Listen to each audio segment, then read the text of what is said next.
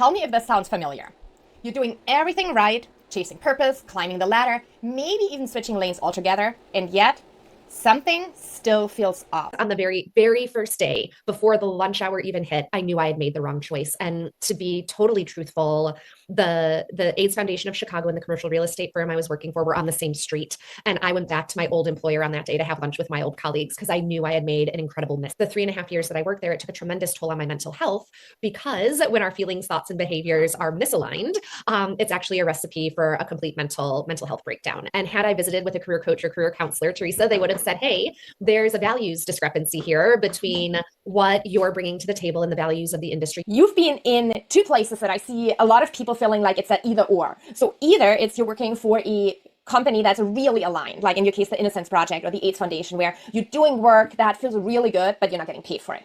Or the total opposite, commercial real estate, you're probably getting paid really well, but it feels totally misaligned.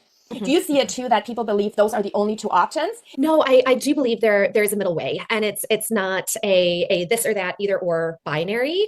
Develop the courage to always take the next best step. It is a very overwhelming and anxiety-producing era of humanity right now across the board in all dimensions. And the very best antidote to anxiety will always be action.